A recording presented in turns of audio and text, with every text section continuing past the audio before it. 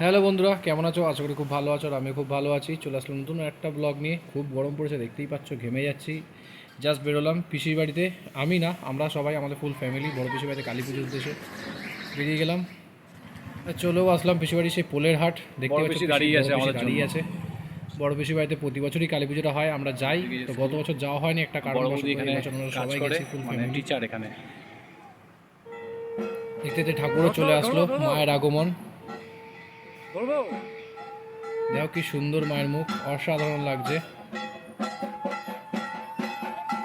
আর চারপাশেই সব গাছপালা আমার পিসিদের।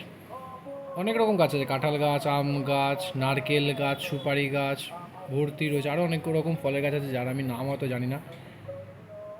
এই ছাদটা মধ্যে লাইটটি লাগানো হয়েছে, যেখানে রান্নাটা হচ্ছে, সাদের একটা সাইডে রান্না হচ্ছে। রাত্রিরে সব ভোগ খাবে। আর এই সন্ধ্যেবেলায় সব বেরিয়েছিল ঠাকুর মন্দিরগুলো নিমন্ত্রণ করতে এবং পুজো দিতে। বাড়ির মেয়ে বউরা মিলে, ছেলেরা মিলে সবাই। দেখছো হরিতলা।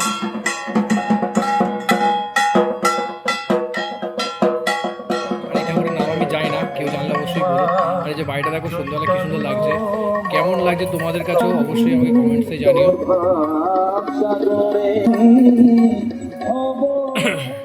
এই যে মায়ের অপরূপ মুখ সাজানো রয়েছে, কি সুন্দর লাগছে দেখো।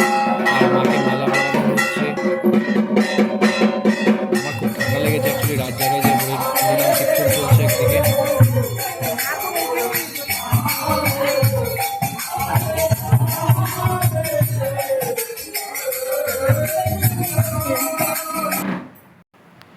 এই একদিকে পুজো পাঠ শুরু হয়ে গেছে।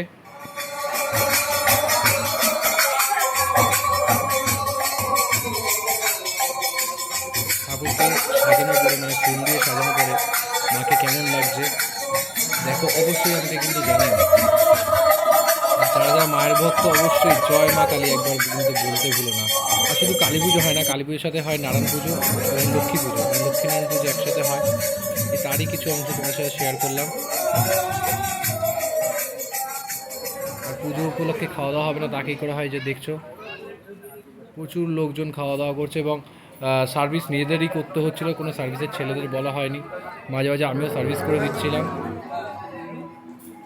আর গরমের মধ্যে পারা যাচ্ছে না, তার মধ্যে পাঞ্জাবি পরেছিলাম। এই বৌদিদের দেখতে পাচ্ছ, দাদা রয়েছে।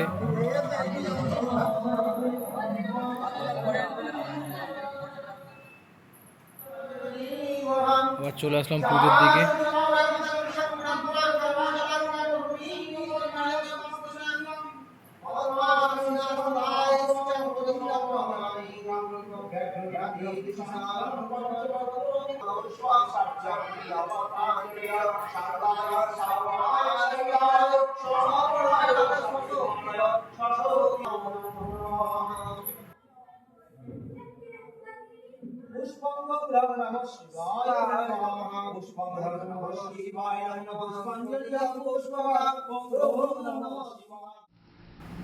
এই যে রাত্রিবেলা মাঝরাতে যজ্ঞ হচ্ছে দেখো।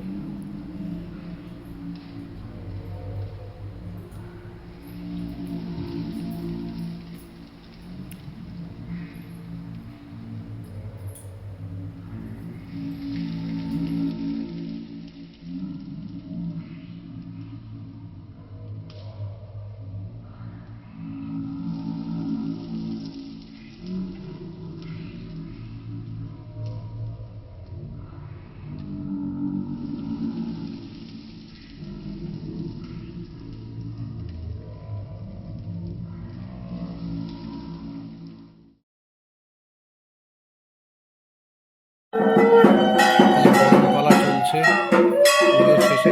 কেন নিয়ম আছে আমার পিসি বাড়িতে, যে মানে রাত্রিবেলাই ঠাকুর ভাসান হয়ে যায়। অ্যাকচুয়ালি ভোরবেলা হয়ে গেছিলো এবারে। আমার বড় পিসি বরণ করছে, বাড়ির যেহেতু বড়। তারপর আস্তে আস্তে সব বউয়েরা বরণ করবে। এই যে হয়ে গেছে সময়, আমরা ঠাকুর তুলতে ব্যস্ত। দাদা, বড়দা, আমি, বড়দা ছেলে তিনজন মিলে ঠাকুর নামাচ্ছি। ছোটদার শরীরটা ভালো ছিল না, ছোটদা ঘুমাচ্ছিল।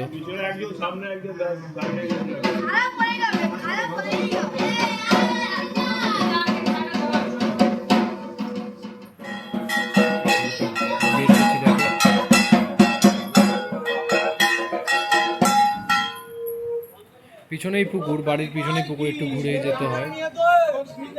ওই জন্য ঠাকুরকে এবার মানে কোলে করে আমরা নিয়ে গেছি, আমরা ভ্যান বা কিছু গাড়ি টাড়ি ব্যবস্থা করিনি।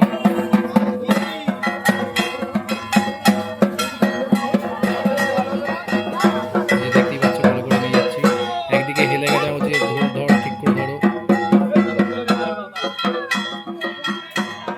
এই ঘাটেও চলে আসলাম। অ্যাকচুয়ালি ঘাটের জায়গাটা খুবই ছোট, আর পুকুরগুলো সেরকমভাবে পরিষ্কারও না আমাদের এখানকার মতো।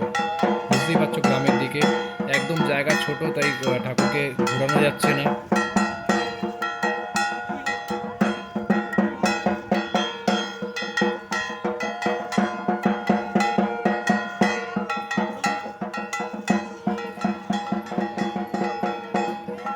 আসছে বছর আবার এসো মা, সবাইকে ভালো রেখো, এই কামনাই করবো।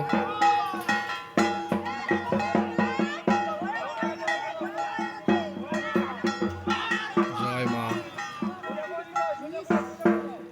তো বন্ধুরা, ব্লগটা যদি ভালো লেগে থাকে তাহলে অতি অবশ্যই like, comment, subscribe and share করতে ভুলো না। আসবো খুব শিগগির নতুন একটা ব্লগ নিয়ে। আজকের মতো টাটা।